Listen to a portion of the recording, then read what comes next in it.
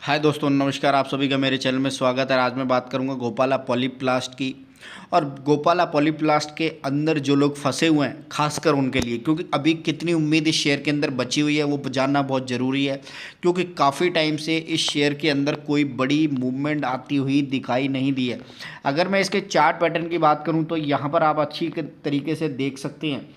एक अच्छी खासी रैली के बाद इस शेयर के अंदर सिर्फ और सिर्फ करेक्शन आती हुई दिखाई दी है। और जहां लोग फंस गए हैं तो वो लोग फंस ही गए हैं। तो ये स्पेशल वीडियो उन लोगों के लिए है जो लोग फंस गए हैं और अब कितनी उम्मीद इस शेयर के अंदर है या नहीं है, या कुछ मिलेगा या बिल्कुल नहीं मिलेगा, क्या करें इस शेयर के अंदर और क्या ना करें इस शेयर के साथ। तो डेफिनेटली आप अच्छी तरीके से समझेंगे कि शेयर के अंदर एक बहुत बड़ी डेवलपमेंट आने वाली थी। और अगर प्रोफाइल के हिसाब से इस कंपनी के चार्ट को देखते हैं तो बहुत अच्छा है, इस कंपनी के बारे में पढ़ते हैं तो वो बहुत अच्छा है। लेकिन एक अनसर्टेनिटी तब बनी जब इस शेयर ने एक बहुत ही अच्छे खासे छोटे से प्राइस से एकदम से तीर की तरह एक लंबी छलांग मारे। तो वही रीज़न है कि जब किसी शेयर के अंदर एक ज़बरदस्त छलांग आती है तो फिर उस शेयर के अंदर एक गिरावट का भी पैटर्न बनता है। तो यही रीज़न है कि जहां लोग बड़े बड़े तरीके से फंस गए हैं तो उस शेयर के अंदर से अब कैसे निकला जाए। तो यहाँ देखिए, सबसे बड़ी जानने पहचानने वाली बात ये होगी, अगर मैं कंपनी के प्रोफाइल के बारे में आपको बताऊं तो मैं पहले आपको प्रोफाइल के बारे में अच्छी तरीके से बता देता हूँ। यहाँ पर कंपनी का जो नाम पहले लिखा हुआ आ रहा था और अब जो लिखा हुआ आ रहा है उसमें थोड़ा सा फ़र्क नज़र आता हुआ दिखाई दे रहा है।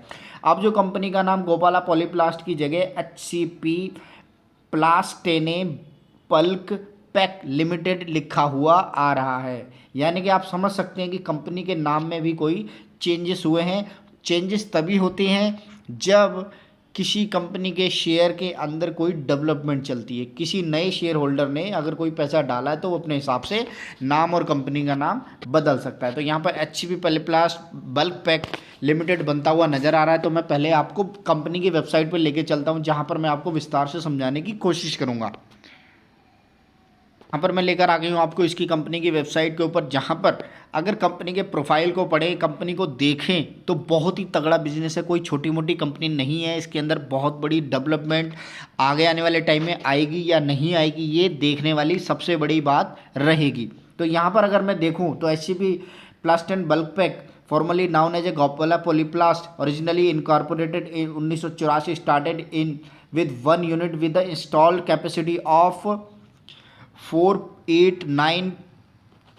जो भी कैपेसिटी इनकी बताई गई है मुझे भी पढ़ने मतलब समझ में नहीं आ रहा है। Woven fabric in 1994 Gopala polyplast limited become public within its maiden public issue. It's also added garment accessories to its product portfolio by putting up woven jacquard label manufacturing loom in the 2001 में it started manufacturing woven wax। तो इस तरह से company ने काफ़ी ज़्यादा काम किए हैं, ऐसी बात नहीं है कोई अकेले काम के ऊपर करती हुई आ रही है। In 2019 the Gopala polyplast was admitted for CIRP under provision of IBC 2016 due to default in payment to bank. It also had outstanding payment to its operational creditors। तो इस तरह से इस कंपनी ने काफ़ी बुरा टाइम भी देखा है, तो वो यहाँ पर आता हुआ आपको दिखाई दे रहा है। तो कंपनी पूरी तरीके से सफ़ेद है या नहीं है वो देखने वाली बात पूरी तरह से आपको इस शेयर के जो वेबसाइट पर आप पढ़िए अच्छी तरीके से। इसके बारे में जो रिसर्च है वो मैं करने की कोशिश कर रहा हूँ, तो वही मैं आपको बताऊँगा। And then presently the company is a part of the Plastene group. और यही प्लास्टेन ग्रुप के साथ जुड़ने के बाद इसने जो अपना नाम है प्लास्टेन बल्क पैक रख दिया है, जबकि ये कंपनी गोपाला पॉलीप्लास्ट के नाम से जानी जाती। The company is part of the Plastene group PIL, a reputed FIBC manufacturer and exporter from India with a diverse product portfolio comparing of the FIBCs and small bags। तो यानी कि कंपनी एक बड़े ग्रुप के साथ जुड़ गई जो पॉली बैग और बैग बनाने का काम करती है। And PIL exports majority of its product to Europe and US। तो यहाँ पर एक जो अच्छी खबर आती हुई दिखाई दे रही है, अगर इस पूरे के पूरे ग्राफ को अगर आप पढ़ेंगे और उसी के कारण इस शेयर के अंदर एक बहुत बड़ी डेवलपमेंट आई है।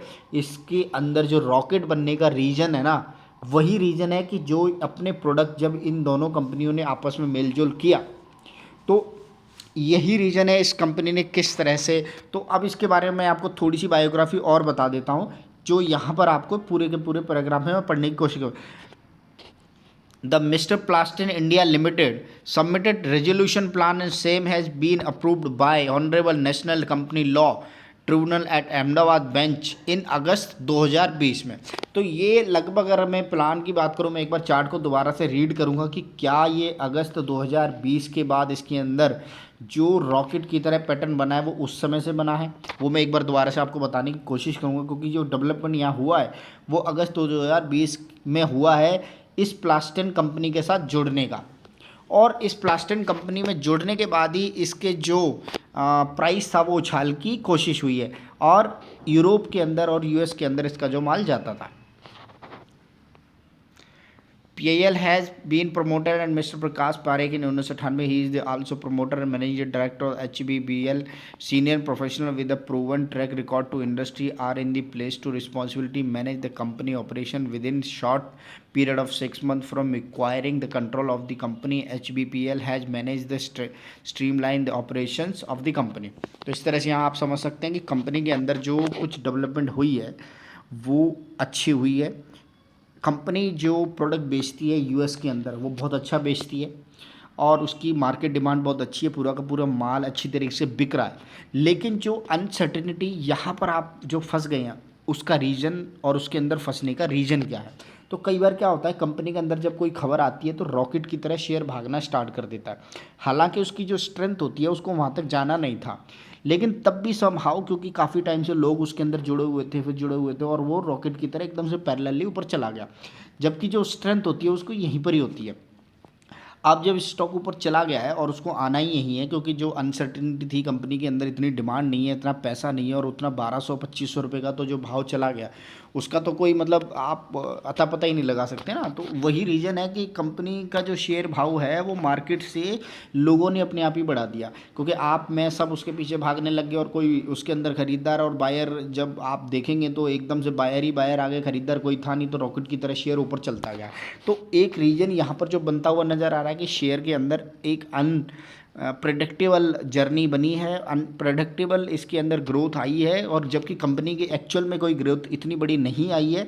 लेकिन जो दूसरी अब जो मैं बात बताना चाहता हूँ कि कंपनी के पास जो यहाँ पर आपको प्रेस्टिजियस क्लाइंट नज़र आ रहा है, जो ये क्लाइंटल है, यानी कि कंपनी के पास जो काम करने का तरीका है, काम करती है, और इंटरनेशनली और ग्लोबली उसके पास क्लाइंट की कोई कमी नहीं है। लेकिन समहाउ अगर आप देखेंगे तो इतनी सारी कंपनियों के साथ काम करने के बाद उसको एक अच्छी ग्रोथ लेनी थी, लेकिन अच्छी ग्रोथ तो लेनी थी, इतनी अनसर्टेनिटी ग्रोथ नहीं लेनी थी, और समहाउ लोगों ने इसके पीछे पड़ गए। बिरला सीमेंट हो गया या इतनी सारी कंपनियां हैं जो जिनके लिए काम करती है, लेकिन काम करती कितना बड़ा है वो देखने वाली बात होगी। और हालांकि ऐसा नहीं कह सकते कि इस कंपनी के अंदर कोई बड़ा डेवलपमेंट नहीं हुआ है, लेकिन उतना नहीं हुआ है जितना कि 1225 रुपये का इसका शेयर प्राइस चला गया है। और अगर हुआ भी है तो मैं आपको इस हिसाब से बता सकता हूँ कि कंपनी के अंदर जितने सारे नीचे अगर क्लाइंट डिटेल दिख रही है, तो कई बार क्या होता है कि कंपनी ने अगर 4 प्रोडक्ट किसी कंपनी को भेज दिए, बड़ी कंपनी को, और 1 महीने तक सप्लाई दी, और फिर कंपनी का नाम तो उसमें वैसे भी प्रेस्टिजियस क्लाइंट लिस्ट में आ गया, तो कई बार कंपनी भी उस हिसाब से आपको देखनी पड़ेगी कि क्या वाकई में कंपनी के जो प्रोडक्ट भेजती है या बनाती है, इन कंपनियों के साथ अगर मैं कल आपको नमक मिर्ची लेके और नेस्ले इंडिया लिमिटेड में चला जाऊँ और वहाँ अपना प्रोडक्ट अप्रूव करा लूँ, लेकिन वो नमक मिर्ची 2 महीने बाद मेरा वहाँ से फेल हो जाए, रिजेक्ट हो जाए, लेकिन वो मेरे पास क्लाइंट लिस्ट में वो नाम आ जाएगा।